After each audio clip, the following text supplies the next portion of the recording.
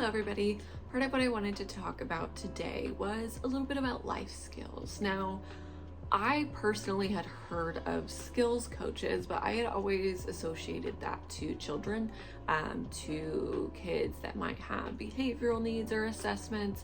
I never really thought about life skills as the things that I struggle with. I have always been a little bit of a workaholic and overperformed in my career, but I struggle with a lot of really basic things, and I mean the most basic of things. I struggle with brushing my teeth every day. I struggle with getting in the shower, putting on real clothes for the day. All of those simple things for me are what kind of slows me down, and there's so many decisions, and sometimes I just don't get them done. And I think part of that is because I didn't know what I even expected from myself in a day. I didn't have clear expectations, and I always felt like I was chasing to do enough, perform enough, create enough. All of my confidence, all of it was based in productivity. And I had no idea that was happening because I had no idea that I was dealing with autism and ADHD.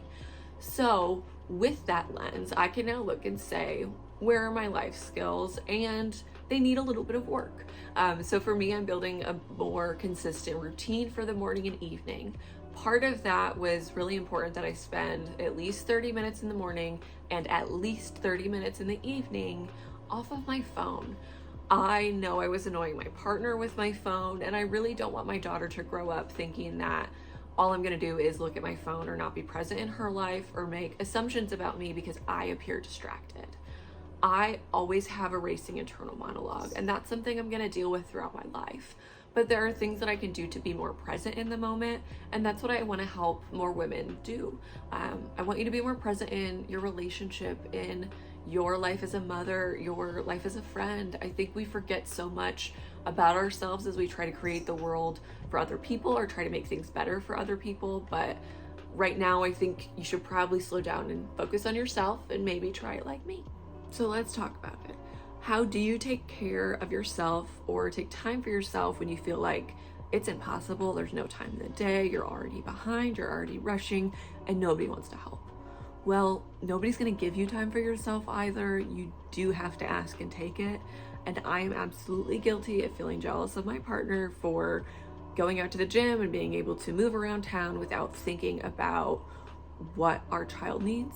Now, he is always thinking about what our child needs, but to me, I can get in my head and feel jealous of the freedoms that he might have and feel like I'm limited, when in reality, we've both changed our lives significantly for our child, and I encourage everybody to do that. But part of making your life and your home better for your child is making your relationship with yourself better. So if you're not doing it already, I really encourage you to start focusing on your strengths and reminding yourself what you're really good at. And I don't mean like your job, what you're really good at, but what you as a person are just good at and what makes you happy. And I want you to find a way to do that every day. Find a way to do the things that make you happy.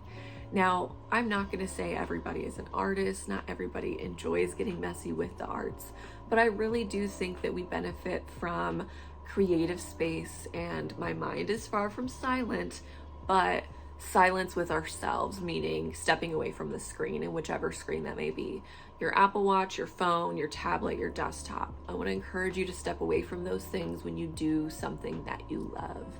If you love knitting, drawing, writing, try doing it outside, try doing it in a coffee shop, or go somewhere different. Maybe you can do something you love and still integrate something that you need to do. For myself, I don't love doing laundry, but I try to reward myself along the way so that I feel successful doing it. Like if I make it through an entire cycle of laundry, washer, dryer, fold it and put it away, I consider myself done with laundry for the day because I made it through an entire cycle, and that's incredible. I did it start to finish, it is done. Whereas other days I might start a load and get it moving and I never quite finish it. But my daily goal, my expectation for myself is to do some laundry. So if I get my big goal of doing the entire load all the way through and organized, put away in our closet or dressers, then I typically will try to do something for myself. Maybe I will step out and have a little Target run. Maybe it's going to be a little simple. Ask my husband for an hour of alone time so that he's with our daughter and I can read quietly in my room and just kind of disconnect. Or for me, more often, I'm just going to take a shower and just doing things for myself slowly and without listening for my child. I love baby monitors. I love that we can hear our children and know that they're safe, but I think the constant connectedness is not always great for our brain. We can only be watching out for them if we're also watching out for ourselves, if we're getting enough sleep, if we're eating throughout the day, if we're drinking water, if our body has what it needs, we're better able to show up as parents, as partners, as friends. So I encourage you to figure out whatever it might be. Do something for yourself every day. Ask for more time by yourself if there's somebody that can help watch your kids or manage your responsibilities. And if you feel like you have no time at all, start with 10 or 15 minutes. Schedule that 10 or 15 minutes to just be alone with yourself without a screen. See what you come up with. List ideas of what you might want to do on a rainy day versus when it is beautiful weather, so that you have things to turn to before the day arrives. You don't have to make all these decisions in the moment. Some plans you can set up ahead. Plan for days when you have a lot of energy. Plan for days when you feel a little bit low or are struggling to do the most basic. Your expectations should adapt with the day, and I hope that you can be a little nicer to yourself, treat yourself with more kindness, and talk to yourself more positively in your mind, and also when you make a mistake out loud. The words you say or the thoughts you have really do impact your health. Thank you.